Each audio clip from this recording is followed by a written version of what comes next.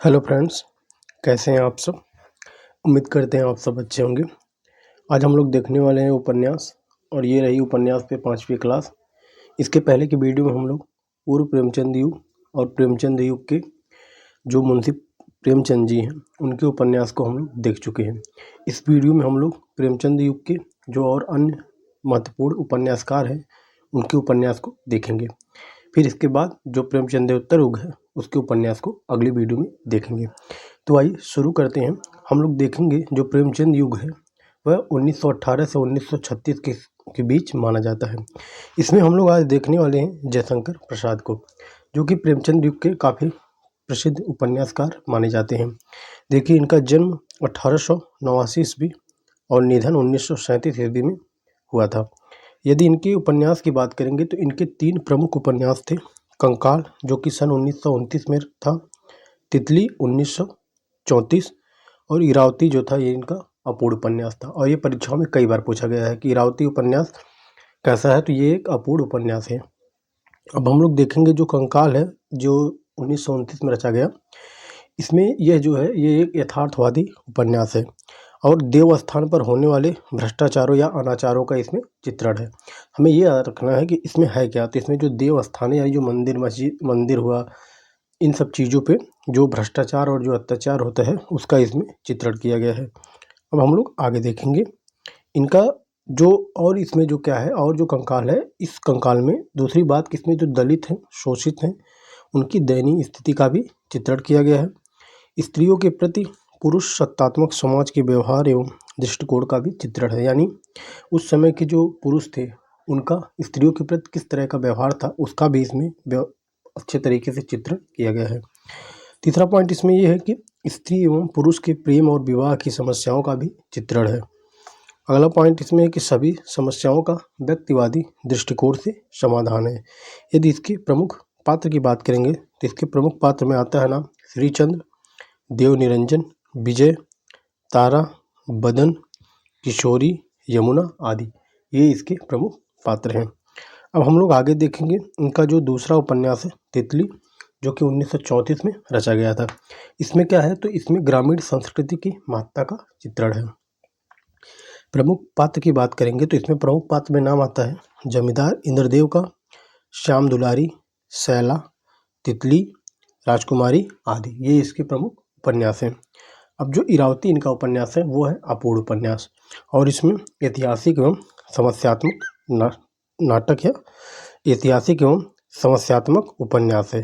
कैसा उपन्यास है? ऐतिहासिक एवं समस्यात्मक उपन्यास है। ये नाटक नहीं रहेगा, उपन्यास रहेगा। यदि प्रमुख पात्र की बात करेंगे तो इसमें इरावती, अग्निमित्र और कालिंदी इसके प्रमुख पात्र हैं। अब हम लोग आगे देखेंगे बेचन शर्मा उग्र को। इनके भी कुछ उपन्यास काफ़ी प्रसिद्ध हैं। तो जो प्रसिद्ध उपन्यास है उसके बारे में हम लोग देखने वाले हैं। इनका जन्म सन 1900 ईस्वी में हुआ और निधन इनका 1964 ईस्वी में हुआ।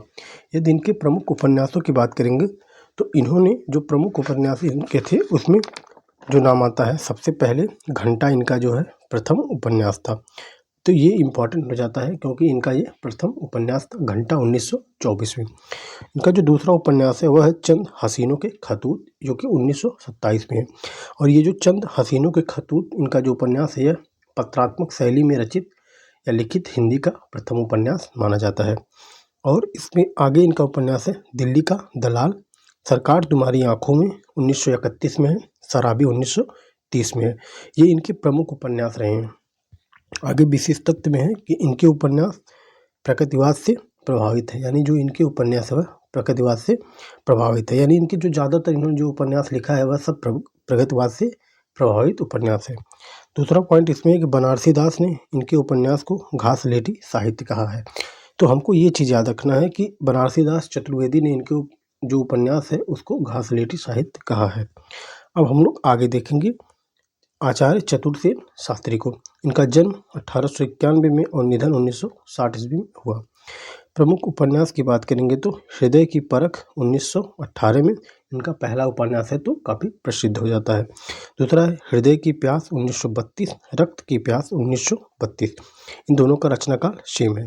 नीली माटी 1940 और जो वैशाली की नगर वधू है ये 2 भाग में प्रकाशित हुआ था। इसका पहला भाग 1948 और दूसरा भाग 1949 में। जो वैशाली की नगर वधू है, इसमें जो वैशाली जो बिहार में पड़ता है, वहाँ पे जो बौद्ध काल था उसका चित्रण है। और यदि वैशाली के पात्र की बात करेंगे तो इसमें 2-3 पात्र इसके काफ़ी महत्वपूर्ण हैं। एक अम्बपाली, सुवर्णसेन, भद्रगुप्त और जय राव, ये इसके प्रमुख पात्र थे। अब आगे हम लोग देखेंगे शिवपूजन सहाय को। जो शिवपूजन सहाय है, इनका एक प्रसिद्ध उपन्यास है देहाती दुनिया, जो 1926 में लिखा गया था। यह उपन्यास स्मृति शैली में लिखा गया हिंदी का प्रथम उपन्यास है। तो इसके बारे में एक पॉइंट ये याद रखना है कि जो यह है वह स्मृति शैली में रचित हिंदी का प्रथम उपन्यास है देहाती दुनिया, जिसके रचनाकार हैं शिवपूजन सहाय जी। अब हम लोग आगे देखेंगे। आगे देखने वाले हैं राहुल संकृतायन के बारे में। जो राहुल संकृतायन है, इनका जन्म 1893 और निधन 1963 में हुआ है। इनका मूल नाम था केदार पांडे। यदि प्रमुख उपन्यास की बात करेंगे तो इनके प्रमुख उपन्यास में पहला आता है शैतान की आँख, जो कि 1923 में था। दूसरा है विस्मृति के गर्भ में 1923। उसके बाद तीसरा है जय योद्धे 1944 और चौथे पे आता है मधुर स्वप्न 1949। पांचवा है जीने के लिए 1940। देखिए, इनके उपन्यास तो बहुत सारे हैं, लेकिन जो प्रमुख उपन्यास है उनको हम यहाँ लिखे हैं और उसी को हम लोग पढ़ना है। अब हम लोग आगे देखेंगे सूर्यकांत त्रिपाठी निराला जी को। इनका जन्म 1896 और निधन 1961 में हुआ। ये भी प्रेमचंद युग के उपन्यासकारों में आते हैं। इनके प्रमुख उपन्यास की बात करेंगे तो सबसे पहला उपन्यास इनका था अप्सरा, जो कि 1931 में था। अलका, ये भी 1931 में है। निरुपमा 1936, प्रभावती 1936 और कुली भाट 1939। और जो बिल्लेसुर बकरिया है, ये है 1942 में। ये काफ़ी इम्पोर्टेंट। तो ये रहे प्रेमचंद युग के जो शेष बचे हुए उपन्यासकार उनके उपन्यास। अब आगे की वीडियो में हम लोग देखेंगे प्रेमचंदोत्तर युग, जो कि 1936 के बाद लगातार जो चलता है वो प्रेमचंदोत्तर युग है। और उसमें हम लोग अलग अलग देखेंगे सामाजिक उपन्यास, साम्यवादी उपन्यास, मनोविश्लेषणात्मक उपन्यास, आंचलिक उपन्यास और ऐतिहासिक उपन्यास। तो इन सब पे अलग अलग वीडियो होने वाली है। अब तक ये 5वीं वीडियो रही है, तो तकरीबन 5 वीडियो और होने वाली है। तो 10 वीडियो में हम लोग पूरे उपन्यास को समाप्त कर लेंगे। तो वीडियो आपको कैसी लगी? यदि वीडियो अच्छी लगी हो तो वीडियो को लाइक करें, चैनल पर नया है तो चैनल को सब्सक्राइब करें।